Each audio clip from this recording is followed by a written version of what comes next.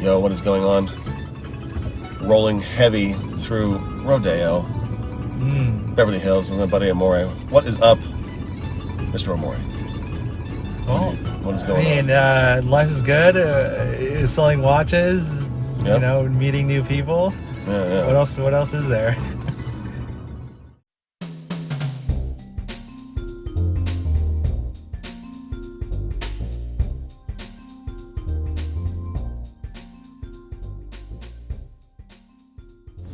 Welcome everybody back to this hobby of ours. I'm here with D. I am his guest, but I'm going to be asking a couple questions. You're the host today, brother. Come on now. Yeah. I mean, I'm always doing the work on these. I would have sit in the guest seat. Okay. You should be driving the car, but it's a rental. I can't put you on my insurance. Hey, makes sense. But first off, thank you for the opportunity. I'm always appreciative of anything outside of the scope of just what we do on the daily. So Yeah. I love working with you guys. thank you. But my pleasure. I don't know. I mean, just to get to know you a little bit, man. Like, Sure. How did you come across our store? Like, was it just? That's a good question. It was years before I actually visited you guys in person. Okay. Let alone before we started doing some business, buying and selling, and doing episodes. I used to live out here for like many years, but it wasn't until I think I'd moved back east that I was shopping for something, and it somehow triggered. You know what it was? I was looking for watch stores to visit because when I lived here, I wasn't doing anything video wise. I wasn't going around to stores. Yeah. I just found watch stores on the west side, and sure enough, second time around, watch company popped for Beverly Hills. Yeah. And I just rolled in one day, and I was like, dang, I had never been to a store that had vintage watches before. This is my first scale. Yeah. Same experience. Yeah. So that's how I found you guys. Awesome, man. I 98% of the time I buy pre-owned used watches. I have a tendency. I have a small number of brand new watches. Yeah. I don't bond with them as quickly. I think part of it is I'm worried about scratching them. But so vintage is different than pre-owned, right? Although it could be both.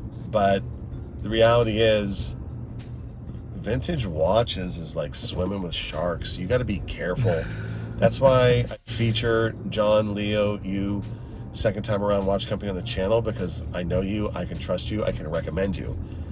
Thank you. It's sketchy out there, bro. Yeah, I don't know if you've had much interaction with other stores in your sector, not where you are, but like in the business. It's like, oh no, thank you. Yeah, so that's why I'm coming to you guys, dude. Yeah, I guess that literally answers my other question. My question was going to be like, what do you think sets us apart from the other places or stores that you've visited? I struck gold the first time, to be honest. I found it by accident. Yeah. And just began immediately building rapport and liking you guys. And there were some other stores in LA I won't mention. Did not have a good experience. I see. Did not. Yeah. I mean, I think whenever there's a high valued item that's being sold, there's somewhat of a stigma or like an attitude that's associated with that. Yeah, that's well put right there. And that lends itself to not great relationship building. Exactly. So I think the good thing or the benefit is that we understand that, and we try to be not that. We're trying to be relational with people. Yep. And plus, when Leo and I got to talking, we found out we were both in the Mustang family. Yeah. We were like peas and carrots, man. Yeah, Leo and John both. They're both huge car people. Yeah. So there's a lot to connect with on that end. I'm not, so that's okay. I don't relate.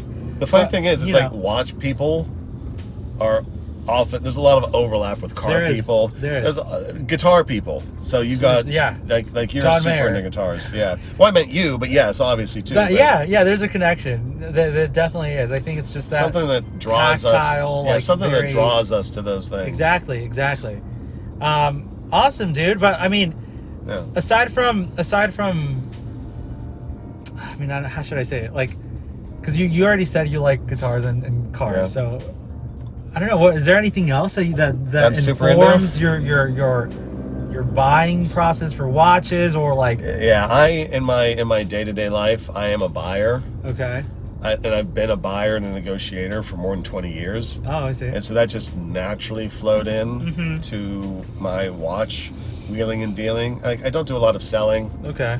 I need to be doing. I do a lot of buying and not a lot of selling. I need to be doing some selling. I need to clear some stock. Yeah. But that just ran right into it. And one of the things that I like to do on my channel, and you know, when I meet folks and we connect on Instagram, is I like to help people get better at buying, typically in the open market and negotiating. Because even at the store level, I'm sure you guys experience it. There's a negotiation that happens, of course, and there's a way to approach it respectfully so that both sides are feeling the win, right? And like, you know, some people run around in the used market with lowball offers. That doesn't do anybody any good. You're not going to close a deal. No one's going to say, "Oh yeah, I'll cut that price in half for you." It just doesn't happen. But a lot of people don't know that it's okay to ask. So with my videos and certain things, and I recommend watches that I find out in the wild that I think are well priced. And whenever I'm cruising your website and I find stuff on there, I share it, right? I want to put it out there. Hey, check this out, you know, because you need to be able to trust the person you're buying from in our space with this used or vintage space. So that's what appeals to me. I like to help people with my channel, and I started it partly because my family was like, they had no interest in hearing me talk about watches. I needed to talk to somebody. Yeah, no, I agree. But I agree. Yeah, my family, they just, nope, not interested. Yeah. So that's more or less the origin story of the channel. Is awesome. I wanted to start talking to people about watches, and we become buddies through it, and met a number of cool people through it. Like met Rose City. Yeah. Rose City actually bought one of my watches from eBay. He started out as a customer. Okay. And he was asking me so many questions about one watch or the other. We just became bros, and now I've got a lifelong friend. So that's cool. That's something this hobby can do for you. Exactly. You know, mutual respect, mutual love are the same thing. Sharing this hobby of ours, man. Of course. What's one thing that you wish would be different about the watch collecting, like watch hobby space? Like that could be anything. I don't know. Like, oh no, I got an answer. Okay. Respect. Okay. I don't hate on anybody's watch, right? Like if you I get what you're saying. I get what you're saying. XYZ, the reality is you can have a great watch at $10, Casio F91, or $100,000. Although I will say it gets a little difficult once you get in between 50K and 80K. That's like no man's land. I'm not there to begin with, but you have to be informed. I don't like Richard Mille watches. They don't appeal to me. Even if I was given one, it's just not my thing. But if it's your thing, dude, that's awesome. Yeah. Now I can say about Riccardo Mille, they are making some unusual advancements with materials and stuff. But when you got that much of a canvas, you can do a lot of painting, right? I think I heard Federico say that once. But the only watch I don't respect or like is an F watch. Fake watch. You can't say fake on YouTube. Okay. That's the only watch. And even when I find out, I'm like, I'm not going to bash someone because they dig it. Yeah. Unless they're wearing it to like falsely impress someone, which that's hollow. That's just too hollow. It's not. And I feel like you shouldn't even be doing that anyways with a real watch, right? It's just this attitude that you shouldn't have. No, I totally agree. I totally agree with you. The one time I will maybe allow it is if you've got the real Rolex Submariner and you're going out for a pub night or whatever. Maybe you take the you can have lookalike that fun. night. I don't know. You have fun. Actually, Hushin O'Malley put that on the radar years ago on the Timeless Watch channel. I was like, I don't know. But I'm not going to judge someone for liking what they like. Of course. If someone asks me, hey, what do you think about this? Mm-hmm. Well, you're potentially inviting derision. I'm still going to be kind to you. Yes. I was like, well, you know, if someone is like, oh, I'm considering the purchase of a Daniel Wellington. I'm like, well, you may want to consider that Daniel Wellington in movement, you can get that exact same watch minus the logo on Alibaba for $4. That is an objective view. Yeah. Right? And I think a lot of the times, like when you frame an opinion, if you want to call it that. An opinion? When you frame it. I want to frame my opinion on this one.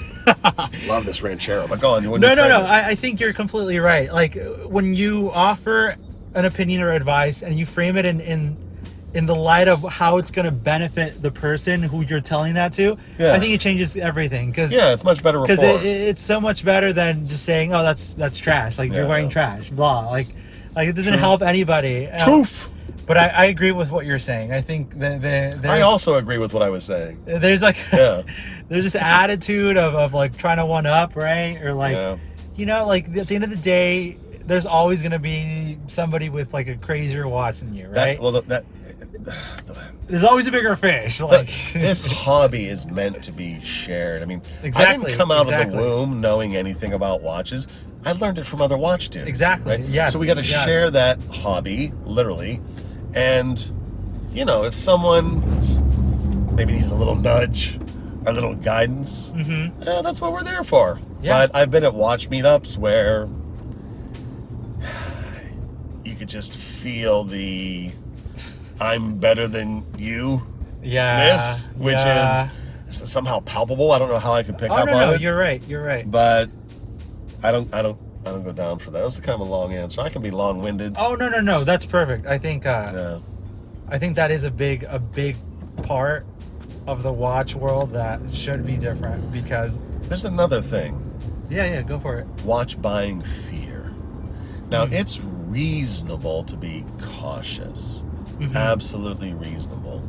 But I see in my conversations with people a hesitancy or a fear. I agree. To dive into vintage, or to buy from the JDM, Japanese domestic market. For those who aren't in the know about JDM, but you have to be wise. You have to be careful. You need a buddy to go along with you, and even better, you know, hit up our friends at the Second Time Around Watch Company.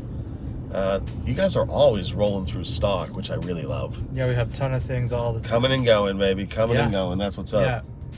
And, so you need someone riding shoddy with you.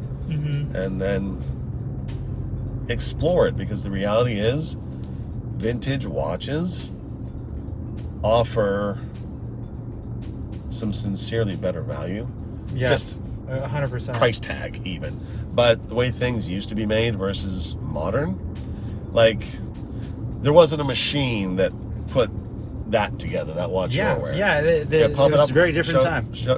Pop it up on screen. Yeah, this Vacheron, you know, like this is the epitome of class, but also like we were saying, like not things that are stamped out in masses, like, you know, and there's nothing wrong with that. Like I said, I love a good Rolex, and those were mass produced, but there's something to be said about, you know, the attention to detail and the care that, you know, some of these things were built differently. Were given, bro, back in the day. They used to make things so that they would last. Yes. And then someone had the idea, hey, if we don't make it as a good and it breaks down, we can sell parts. Yeah. That's mostly with cars. I'm a little bit bitter on the car aspect of it, because that is modern automobile 101. Hey, let's make something so that it breaks in 2 years. Yeah, the whole planned like obsolescence thing, yes, right? No, that's even worse, dude. Yeah, it's that's why horrible. That's why the iWatch is never really going to be a watch.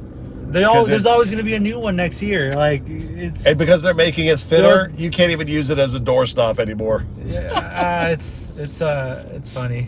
Yeah. Too funny. All right, what else would you like to know about Hobby of Ours?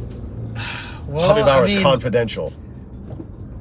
I don't know, man. I think just getting to know you at a personal level says so much. Yeah, it's been cool, dude. You know, it says so much, and everything stems from the person, which is like I think been the topic, even for us as a business. So the more genuine someone is, like you get more from that than just saying, oh, like what's your business about, right? Yeah, right on. You know, so I think that's awesome, and all right, cool. Your perspective is in line with what we think too, so it's great.